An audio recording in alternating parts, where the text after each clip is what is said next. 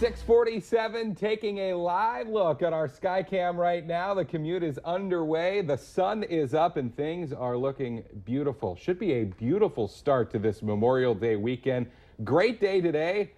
Great day most of tomorrow. Some rain, though, in the forecast for Sunday and Monday, depending on your plans. That may affect what you're doing this weekend. Of course, Mick has been watching the weather for us all morning long, and he'll have the very latest coming up about 3 minutes away in Weather on the Ones. Hi again, and good morning, everyone. Thanks for waking up with the Valley today on this Friday morning. I'm Lisa Badeau here with Kyle Bosch. 12 minutes before 7 o'clock, and we're starting our nonstop news and weather to the top of the hour to help you plan your day. And we have an update for you this morning on the man who was assaulted outside of Rick's Bar in Fargo last weekend. According to the family's GoFundMe page, 35-year-old Joe Garsland is in critical condition after suffering a traumatic brain injury. His wife Lori was also knocked unconscious and suffered a broken finger and multiple bruises in the attack. Now, if you'd like to help out the Garsland family, we do have a link to their GoFundMe page at our website, valleynewslive.com. Just click on the hot button. Meanwhile, police have 2 more men in custody for their alleged involvement in the beating. 33-year-old Jason Oyne of Fargo is facing charges of aggravated assault. Police also arrested 33-year-old Nicholas Morris of Denver, Colorado. Well, Friday morning means it's time to check out this week's Valley's Most Wanted. Police this week are on the lookout for this man, Sally Farah. He's wanted for terrorizing and disorderly conduct charges. We have his picture up on your screen right now. He's about 6 feet tall and 215 pounds. Call your local law enforcement if you have any information. It's now 6:49. Time for weather and traffic on the ones. Heading over to meteorologist Mick Kerr first. And hey, maybe some people are taking today off too, extending to a 4-day weekend. Smart. Taking the early part of the weekend off because that's where the best weather is. This morning, some 30s, but low 40s mostly, on the way to about 70 by noon, topping out about mid 70s, maybe some upper 70s this afternoon, all under a mostly sunny sky. The weather then for tonight will find increasingly cloudy in the southern end of the valley, central and southern Minnesota especially. Threat of a little wet even tomorrow afternoon here in the valley. Maybe some sprinkles or showers tomorrow afternoon. In the north, no chance of any rain, not even any clouds tomorrow. And high tomorrow north in the mid 70s, like today. Sunny, mild, dry, not windy. Wind will have has turned around to the south. And we're looking at a fine day for the lakes area of Minnesota. Low 70s. Northwest Minnesota, mid 70s today and tomorrow. Sunny, mild, and dry. And for northeast North Dakota, same story for today and tomorrow. Sunny, mild, and dry, and super nice. The sky totally clear out there this morning. Got to go way out to western South Dakota and Nebraska to get the beginning of what this wet weather maker, which is working its way northeast, and will be out there with us for the weekend. Again, especially in the south. The air calm, and will be a light southerly breeze here during the day. Grand Forks 39, Jamestown 44. We have a south wind about 3. Fargo-Moorhead sitting at 42. Let's get a traffic update now. Here's Al Ahmed. I kind of think Lisa's suggestion of a 4-day holiday weekend for some folks might be showing up out here on the interstate. Traffic has definitely picked up. No two ways about that, but it's definitely not as busy as it normally is this time of day. We'll see how it looks again a little bit later on at 8:25. A lot of traffic westbound, a lot of traffic northbound on Interstate 29 as well.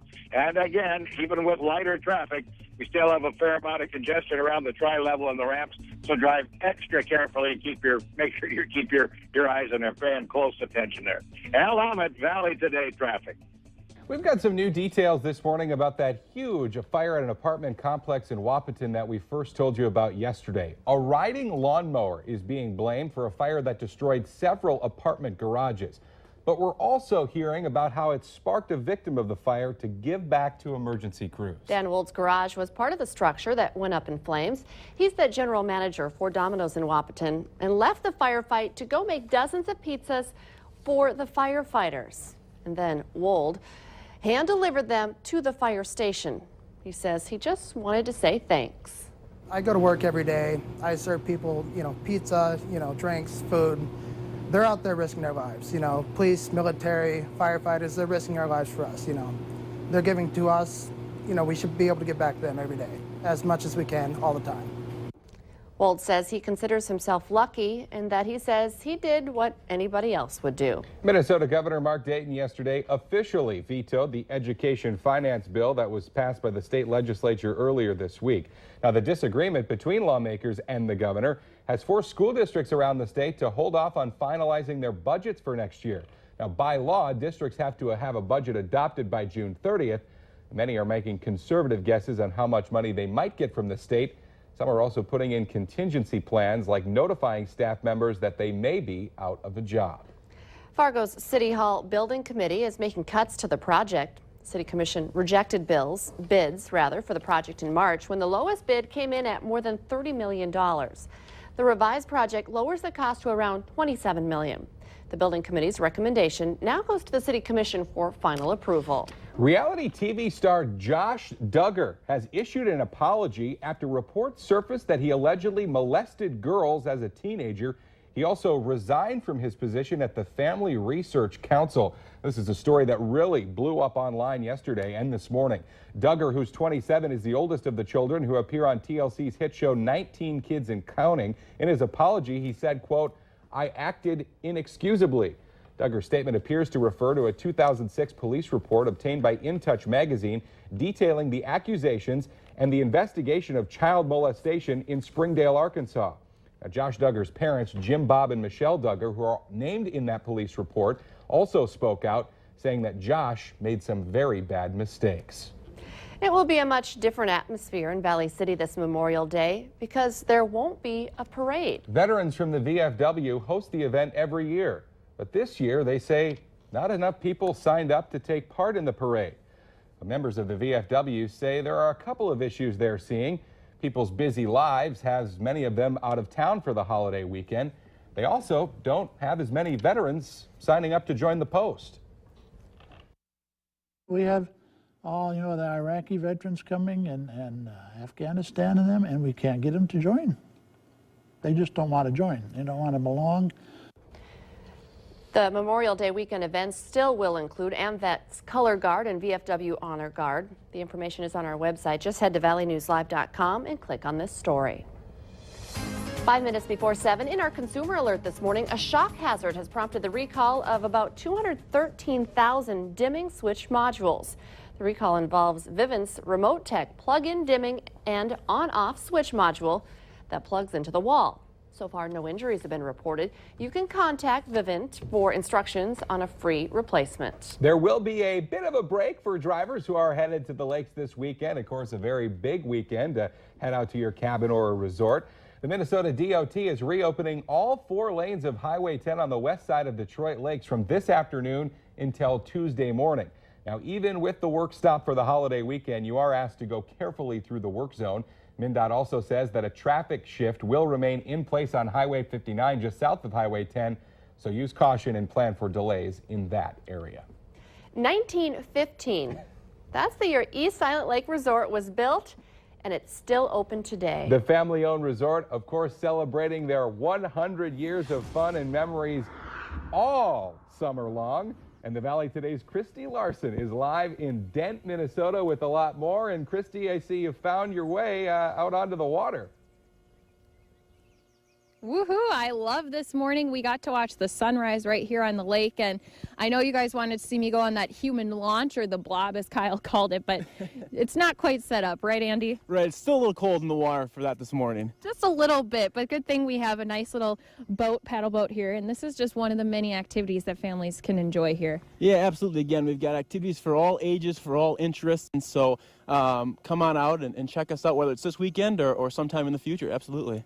And as we paddle forward, again, you guys are celebrating a huge milestone. Talk about what it's like to be here and celebrating that 100th year. You know, the resort has a great history, and we've got guests that have come for many years. We've got new guests, and so it's great to be a part of this tradition for guests now and for guests in the future.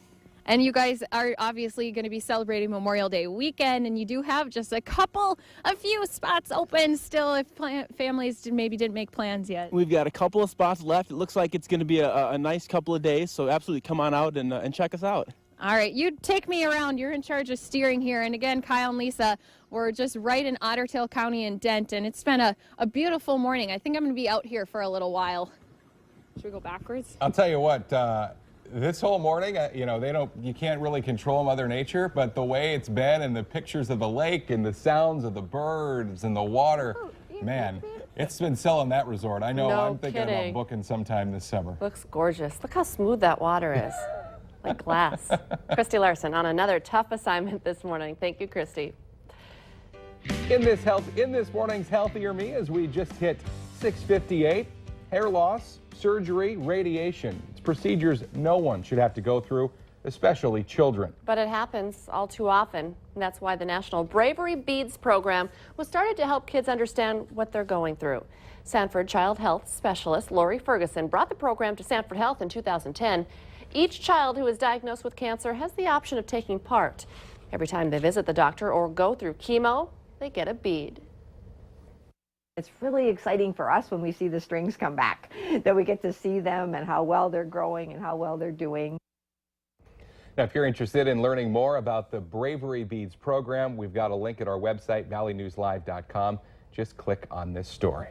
Remember to stay updated on breaking news and weather alerts wherever you go. Sign up for our Valley News Live text alerts. Just head to our website, valleynewslive.com, and click the text alerts button for all the details.